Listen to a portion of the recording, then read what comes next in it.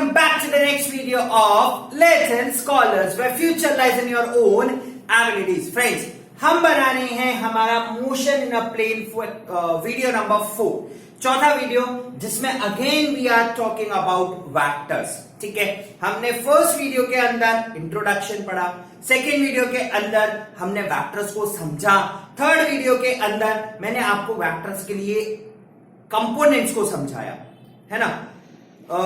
यहां तक की कहानी हम खत्म कर चुके थे प्रीवियस वीडियो के अंदर. ठीक है, अब इस वीडियो से हम वेक्टर्स पर एक कदम और आगे बढ़ेंगे, है ना, और एक ऐसा प्रहार करेंगे वेक्टर पर, आ जाएगा, कहीं नहीं जाएगा, है ना.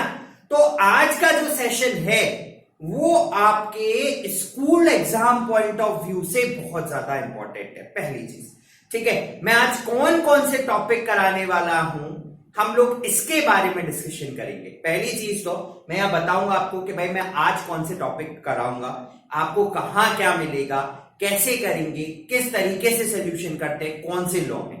ठीक है ना, राइट. और उसके बाद अगले वीडियो में मैं आपके लिए इसका एक ब्रह्मास्त्र लाऊंगा. हम इसके रिलेटेड क्वेश्चंस को कितनी आसानी से, कितने इजी मैनर में और कितने अच्छे से अप्रोच कर सकते हैं, हम लोग उसके बारे में बात करेंगे. ठीक है, पहले थोड़ा सा रिवाइंड लेके चलूंगा. पहले टॉपिक डिस्कशन कर लेता हूं, आज क्या पढ़ा रहा हूं आपको, फिर थोड़ा सा रिवाइंड लेके चलूंगा कि मैंने कंपोनेंट रेजोल्यूशन सिखाया था आपको, किस तरीके से वेक्टर्स को लिखते हैं वो सिखाया था. आज उसकी बात करेंगे, है ना. और आज का सबसे इंपॉर्टेंट टॉपिक लेके चलिए. ठीक है, चलिए. तो आज मैं सबसे पहले आपको जो आज यहां पढ़ाने वाला हूं, that is what today's topic, right. We have today's topic, right. In today's topic we have number 1 as पहला, दैट इज यूनिट वेक्टर. ठीक है, मैं आज आपको यहां पर यूनिट वेक्टर सबसे पहले पढ़ाऊंगा. एक चीज. दूसरी चीज लॉज. ठीक है, लॉज के अंदर हम लोग सबसे पहले चलेंगे पैरेललोग्राम लॉ पे या ट्राइंगल लॉ. सबसे पहले ट्राइंगल लॉ. ठीक है, सबसे पहला लॉ जो पढ़ूंगा मैं ट्राइंगल लॉ. दूसरा लॉ जो मैं पढ़ाऊंगा that is parallelogram law.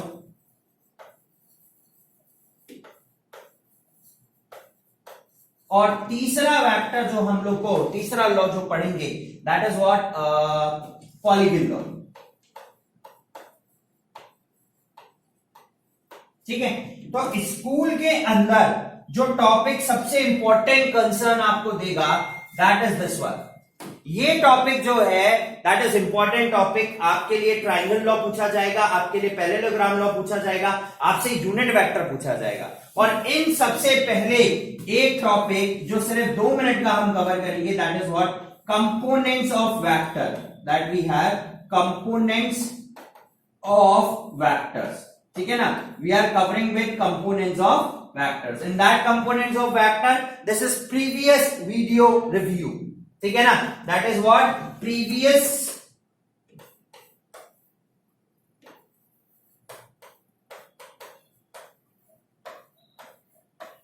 Video. ठीक है, तो components of vectors we have started in the previous video, we have end up in the previous video.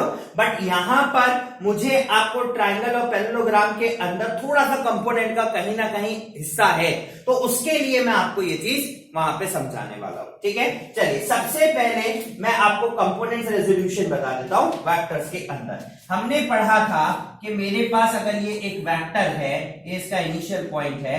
ठीक है, तो हम इसको 2 हिस्सों में तोड़ सकते हैं. पहला हिस्सा इसका x डायरेक्शन के अंदर, और मैंने आपको बताया था दिस इज नथिंग, इस वेक्टर का प्रोजेक्शन x डायरेक्शन में, इस वेक्टर की वैल्यू x डायरेक्शन में. ठीक है ना, सिंपल. अगर इसका कोऑर्डिनेट है 3,4, ठीक है ना, तो this is ax, x direction के अंदर, और डिस्टेंस कितना होगा, दिस इज 3 यूनिट्स. तो this is nothing but the only thing is कि इस वेक्टर का x एक्सिस के डायरेक्शन में कितना वैल्यू है. ठीक है, next we have in the y direction, that is what y component we have, और ये वाला कंपोनेंट y बन जाएगा.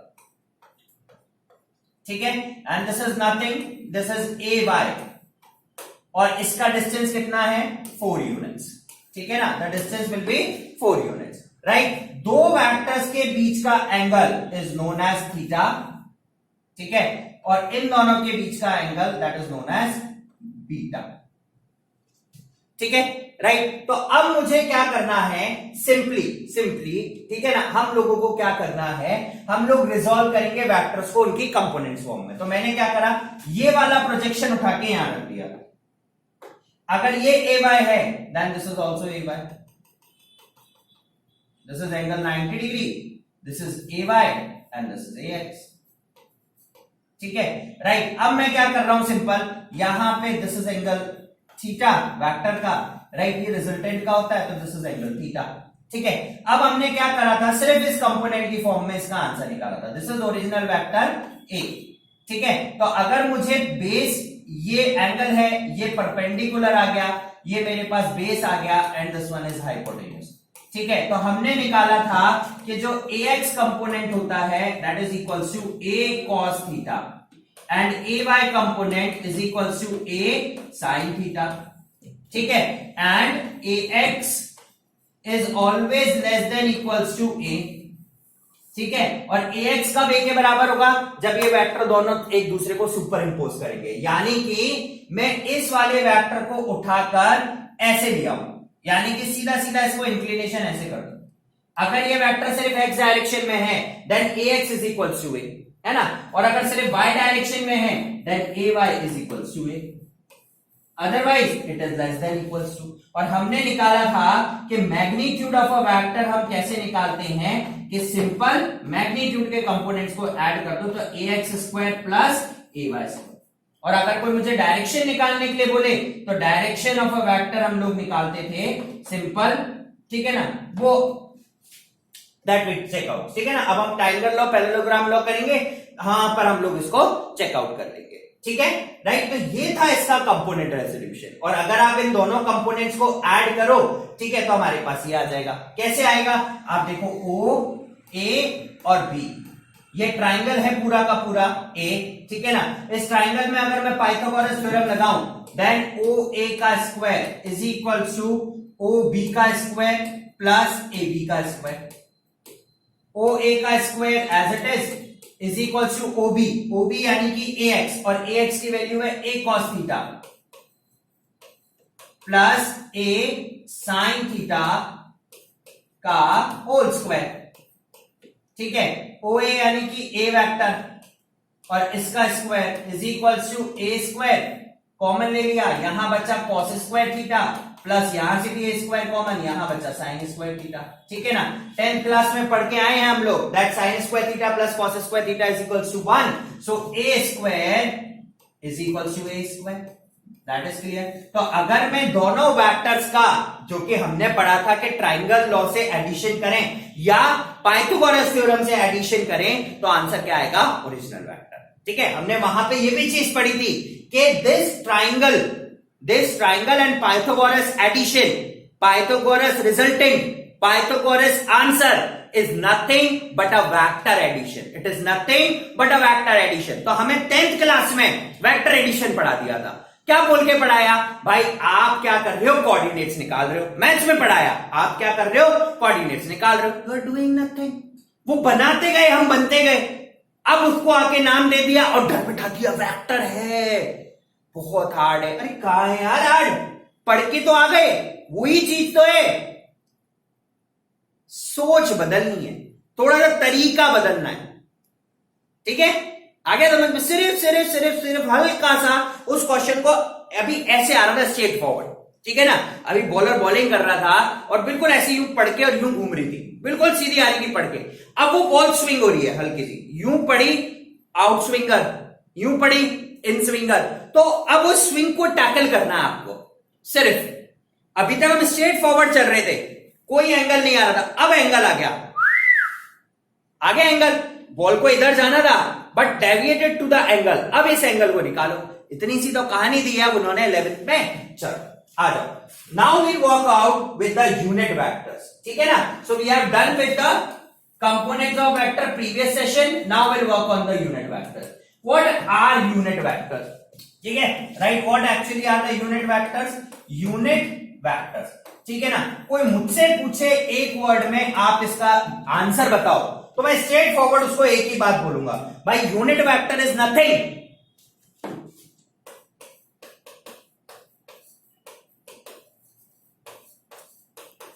ये आंसर है, it is nothing but the direction only. तो unit vector is something which is direction only.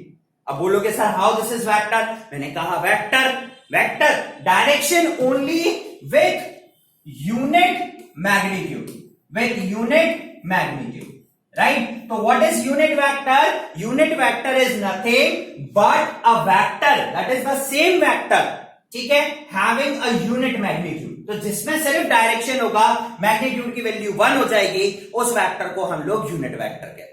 Is that clear? यानी कि मेरे ओरिजिनल वेक्टर का और मेरे नए वेक्टर का जो यूनिट वेक्टर है, दोनों का डायरेक्शन सेम है, दोनों का डायरेक्शन सेम है, बट फर्क क्या है, नए वेक्टर के अंदर मैग्नीट्यूड इज 1। तो सिर्फ मुझे डायरेक्शन पता चलेगा, मैं सिर्फ बताऊंगा कि हम इस डायरेक्शन में जा रहे हैं, मैग्नीट्यूड मुझे पता है कितना है, 1 है, that is known as unit vector. उस वेक्टर को हम लोग यूनिट वेक्टर कहेंगे। बोले ठीक है सर, कैसे निकालोगे, मैंने कहा आ जाओ। यूनिट वेक्टर का फॉर्मूला होता है, यूनिट वेक्टर को डिनोट करते हैं, this is what, a cap, this is cap and this is basically the representation of unit vector, ठीक है ना। It is equal to vector upon its magnitude. This is what, vector upon its magnitude, that is known as unit vector. Unit vector को A cap से या cap से denote किया जाता है, ठीक है, representation of a unit vector, ठीक है। अब बात आती है, बोले सर ठीक है ये कहानी तो हमें समझ में आई, बट आप निकालोगे कैसे, मैंने कहा आ जाओ भाई, आओ आओ, देरी किस बात की है। हमने कहा मेरे पास कोई ए वेक्टर है, ठीक है ना, that is what 3i cap plus 4j cap, ठीक है ना, right, 3i cap plus 4j cap, this i cap denotes x direction and this j cap denotes y direction, ये हम पढ़ चुके थे, ठीक है। अब इसने बोला आप इसका यूनिट वेक्टर निकालो, मैंने कहा आ जाओ, मुझे चाहिए वेक्टर, ये रहा वेक्टर अपॉन इट्स मैग्नीट्यूड। सबसे पहले मैं मेरे वेक्टर का मैग्नीट्यूड निकालता हूं, मैग्नीट्यूड ऑफ अ वेक्टर निकालने का सिर्फ एक फॉर्मूला, मैग्नीट्यूड इन x डायरेक्शन प्लस मैग्नीट्यूड इन y डायरेक्शन, 3 का स्क्वायर प्लस 4 का स्क्वायर दैट इज 25, तो वेक्टर का मैग्नीट्यूड आ गया 5। अब बोला भाई मुझे क्या, अब निकालो यूनिट वेक्टर, मैंने कहा आजा भाई, ये ले unit vector, vector upon its magnitude, आ जाओ, क्या दिक्कत हुई, आ जाओ आ जाओ, 3i cap plus 4j cap upon 5, तो ये हो गया 3/5i cap plus 4/5j cap, this is unit vector. तो उस ए वेक्टर का यूनिट वेक्टर निकल गया। तो this is how we can find the unit vector of a vector, ठीक है, इज दैट क्लियर। तो simply unit vector is only the direction, direction having unit magnitude, ठीक है। यूनिट वेक्टर को रिप्रेजेंट करने का ऊपर कैप बनाना है, टोपी पहनानी है उसको, हम क्या कर रहे हैं, उस वेक्टर को बेवकूफ बना रहे हैं, टोपी पहना दी। बोले भाई तू नया है, तू नया है, तू पुराना नहीं है, तू नई इन्वेंशन है। बोले क्या नई इन्वेंशन, वही तो वेक्टर है, वही तो डायरेक्शन है, बट आपने मेरे मैग्नीट्यूड को 1 कर दिया, तो टोपी पहना दी उसको। वो भी बोला अरे भाई नया, मैं यूनिक, मैं अलग, अच्छा वाला, that is nothing but the vector upon its magnitude only, ठीक है। चलिए, तो we have done with the topic number 1, topic number 2, unit vector done, components of the vector done. Now will work upon the laws. सबसे पहला law triangle law, ठीक है, and will work with this. Triangle law क्या बोलता है, this is important, ठीक है ना, will work with the triangle law, triangle law. Triangle law बोलता है बेटा, if the two vectors taken in a sequence, आप दोनों वेक्टर्स को सीक्वेंस में लो। मैंने माना कोई ये ए वेक्टर था, ये इसका टेल है, ये इसका हेड है, और दूसरा वेक्टर बी भी इसी तरीके के सीक्वेंस में है, ये रहा उसका टेल और किसी एंगल पे इंक्लाइंड है, ये रहा उसका हेड, बी वेक्टर, ठीक है ना। मेकिंग एन एंगल थीटा, दोनों के बीच में कैसा एंगल है, theta will be the angle. ठीक है, तो अगर मैं दो वेक्टर्स को लूं taking in a same order, are represented by two sides of the triangle, are represented by two sides of the triangle, then the resultant, यानी कि रिजल्टेंट, व्हाट इज रिजल्टेंट है ना, अभी उस पर बात करता हूं, व्हाट इज रिजल्टेंट उस पर बात करता हूं। ठीक है ना, तो then the resultant is represented by the third side of the triangle taken in the different order, taken in the different order। आ जाओ, ये different order हो गया, and this is the result, this is R। ठीक है, and what is resultant? Resultant of a vector is nothing, resultant का मतलब a vector which represents both the vectors।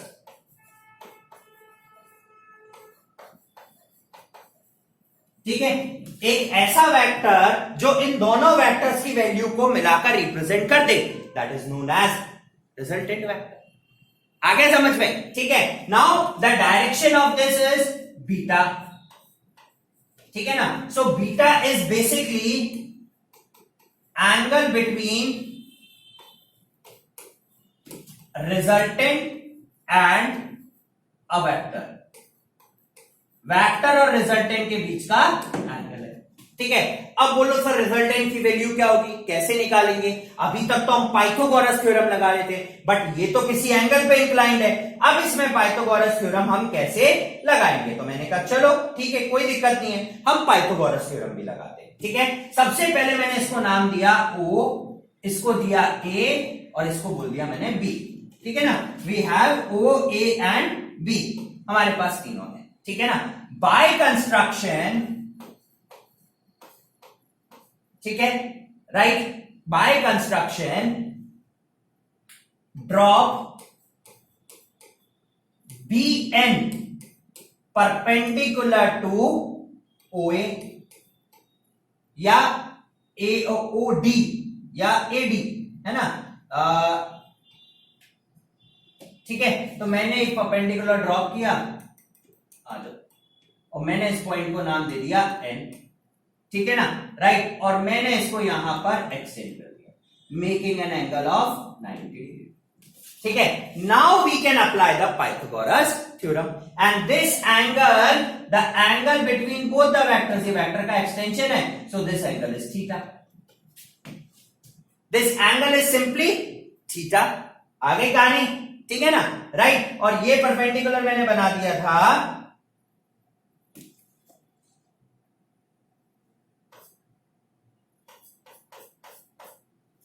हो गया काम। Now we can apply Pythagoras theorem in triangle. ठीक है ना, सो इन ट्राइंगल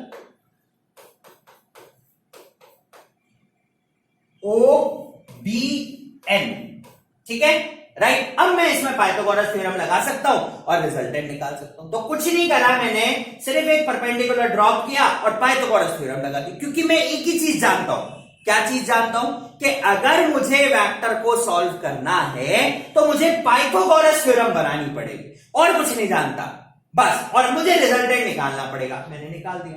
तो स्टेटमेंट क्या कहता है कि अगर दो वेक्टर सेम ऑर्डर में लिए गए हो और ट्राइंगल की दो साइड से रिप्रेजेंट किए गए हो, then third side will be the resultant taken in the different order. That's it, that is nothing else, this is the only. ठीक है, अब आ जाओ, अब मुझे पाइथागोरस थ्योरम लगानी है और इस OB की वैल्यू निकालनी है। सो OB का square, according to Pythagoras theorem, OB का square is equal to ON का स्क्वायर प्लस BN का स्क्वायर। अब बोलो सर मेरे पास तो ना तो ON की वैल्यू है ना ही मेरे पास BN की वैल्यू है। चलो पहले देखते हैं। OB is what? रिजल्टेंट का square. ON is equal to OA plus AN का स्क्वायर प्लस BN का स्क्वायर। अब बोलोगे सर हमारे पास तो ना तो AN है और ना ही BN है, हम भाई डरते क्यों? Why to worry? आ जाओ, AN और BN भी निकालता हूं। ठीक है ना, अब हम क्या करते हैं, A और BN निकालते हैं। आओ भाई, AN BN किसमें आ रहा है? ये 1, ये 2 और ये 3। ये हो गया A, ये हो गया N और ये हो गया B।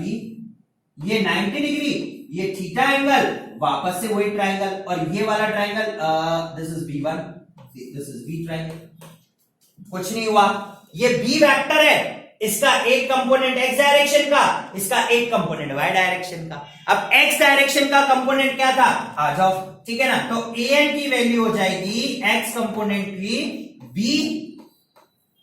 cos theta, and what about y component, ये y कंपोनेंट है इसका, एंड व्हाट इज bn,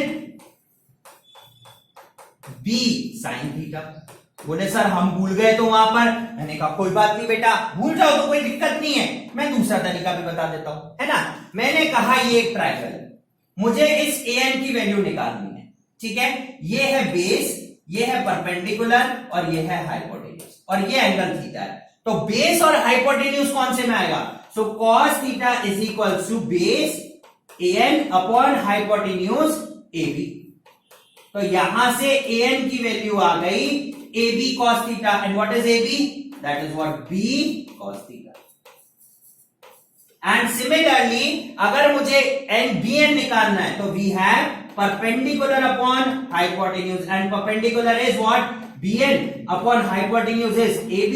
तो अगेन यहां पर मेरे पास bn की वैल्यू आ गई b sin theta, ठीक है। Now what else we have to do, हमें सिर्फ उठाकर ये वैल्यूज यहां पे पुट करनी है, कुछ नहीं करना। आ जाओ, आर वेक्टर रिजल्टेंट का स्क्वायर इज इक्वल टू ओए, ओए की वैल्यू है ए वेक्टर प्लस एल की वैल्यू है मेरे पास बी कॉस थीटा का होल स्क्वायर प्लस bn की वैल्यू है b साइन थीटा का होल स्क्वायर। सिंपल, अब इनके होल स्क्वायर ओपन करेंगे, आ जाओ, ठीक है। अब इनके हम लोग क्या करते हैं, होल स्क्वायर ओपन करते हैं, ठीक है। कैसे होल स्क्वायर ओपन करेंगे, आ जाइए, ठीक है। तो आर वेक्टर का whole square is equal to A square plus B square cos square theta plus 2ab cos theta, ठीक है ना। ये तो वो बन गया प्लस b। अब आप देखो, ये b square cos square theta, ये b square sine square theta, क्या बन गया, ये a स्क्वायर ऐसा का ऐसा, दोनों में से b स्क्वायर कॉमन ले लेता हूं, sine square theta plus cos square theta, nothing else, plus 2ab cos theta. ये वापस से वन हो गया, तो R vector is equal to under root of A square plus B square plus 2ab cos theta. खत्म, that's it, this is the resultant and this is how we have to find the value. तो अब आपको दोनों vectors given हो, resultant vector निकालना हो, simply we can apply this formula. Now we have special cases, how the special cases will come, उस पर बात करते हैं। स्पेशल केसेस कब अकर हो सकते हैं बेटा, स्पेशल केसेस का मतलब हुआ कि जब इस थीटा की डिफरेंट डिफरेंट वैल्यूज होंगी। सपोज करो theta is equal to 0 degree, this implies cos 0 is equal to 1। मतलब क्या हुआ, उसका पहले अर्थ समझो। मतलब है मेरा कि ये वेक्टर और बी वेक्टर दोनों एक दूसरे पे इंक्लाइंड हो गए, तो ओवरऑल वैल्यू कैसे निकाल सकता हूं, या दोनों के बीच में 0 डिग्री का एंगल है, ऐसा कुछ, ठीक है ना। आओ देखते हैं, ऐसा कुछ होगा तो क्या होगा, है ना, ऐसा होगा तो क्या होगा, this is A vector and this is B vector. आप बोलो सर क्या जरूरत है, दोनों को ऐड कर दो, टोटल आंसर निकल जाएगा। तो मैंने कहा हाँ यार बात तो सही कर रहे हो, तो ए प्लस बी, ये आंसर आना चाहिए मेरा रिजल्टेंट का। देखते हैं भाई, तो R is equal to under root of A square plus B square plus 2ab, ये a प्लस बी का होल स्क्वायर बनता है। मैंने कहा हाँ, तो R vector is equal to under root of A vector plus B vector का whole square. ये स्क्वायर से स्क्वायर कैंसिल, ये रिजल्टेंट कैसा रिजल्टेंट हो गया, मैक्सिमम, एंड आर मैक्सिमम की वैल्यू आ गई a plus B. This is R vector which is equal to a plus B. खत्म काम, मैक्सिमम वैल्यू। ठीक है, सेकेंड केस है ना, in this second case we have, दूसरा केस लेते हैं हम लोग, क्या है हमारे पास दूसरा केस, उस पर डिस्कशन करते हैं, ठीक है ना। When theta is equals to 180 degree, this implies cos 180 degree is equals to -1। इसका मतलब क्या हुआ, एक ए वेक्टर ये रहा और बी वेक्टर उसके अपोजिट डायरेक्शन में। बोले क्या करोगे, नेगेटिव ऑफ अ वेक्टर निकाल लो। मैंने इसका बी का नेगेटिव ऑफ अ वेक्टर निकाल दिया, ये आ गया बी का नेगेटिव ऑफ अ वेक्टर। अब क्या करो, सिंपल एडिशन करता हूं, तो resultant will be A vector minus B vector, ये आना चाहिए भाई सिंपल भाषा में। आ जाओ फॉर्मूला से देखते हैं कि ये आता है क्या। R vector is equals to under root of A square plus B square plus 2ab। cos theta की वैल्यू है -1, तो ये माइनस ए बी हो गया। तो R vector is equals to under root of A minus B का whole square से root cancel, तो ये आ गया A vector minus B vector. So this is R minimum, simple, this is the value of R minimum. कहानी खत्म हो गई। Now theta is somewhat 90 degree, इसका मतलब cos 90 की वैल्यू होती है 0, यानी कि एक वेक्टर ये रहा और दूसरा वेक्टर ये रहा। रिजल्टेंट कैसे निकालोगे, सिंपल, बोले सर क्या है, पाइथागोरस थ्योरम लगा दो। मैंने कहा हाँ यार बात तो तुम ठीक कह रहे हो। तो resultant comes out to be under root of A square plus B square. ये लोग कैसे स्पेशल केसेस, यार हम तो हर साल हर बार वही करते हैं, पर नाम देते हैं, ये डराते हैं, है ना। R resultant will be under root of A square plus B square plus 2ab, cos theta की वैल्यू 0, ये हटाओ तो ये आ गया under root of A square plus B square. खत्म, दैट्स इट, हो गई कहानी खत्म, ठीक है। तो this is how we can find out. अब बात आती है आखिरी चीज की।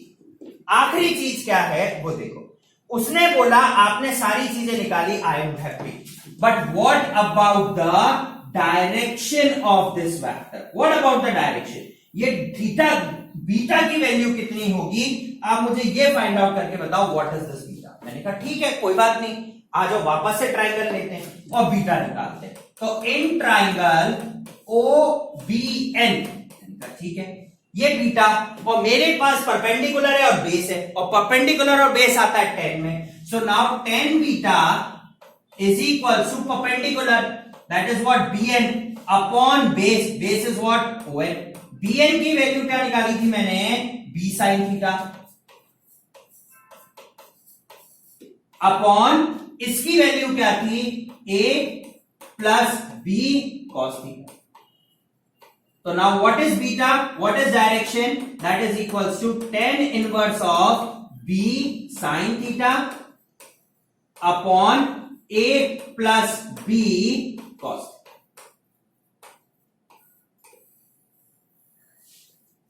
This is triangle law of vector addition, ठीक है, right, this is how we can find.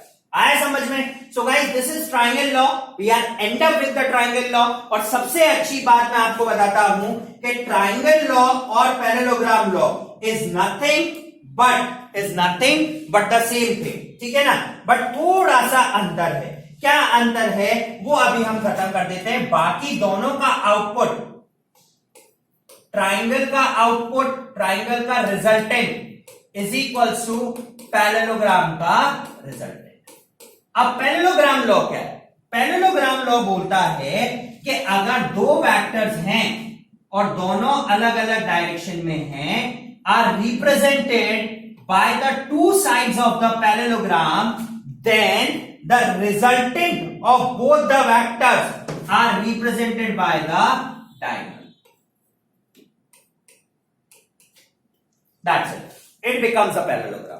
और इस पैरेललोग्राम को कंप्लीट करने के लिए हमने एक चीज पढ़ी है, the adjacent sides of parallelogram are equal. अच्छा, ये एंगल थीटा दोनों वेक्टर्स के बीच में, ये एंगल बीटा वेक्टर और रिजल्टेंट, अगर ये बी है तो ये भी क्या होगा, आ जाओ, दिस इज ऑल्सो बी, ये बी बन गया, आ गया वापस से ट्राइंगल,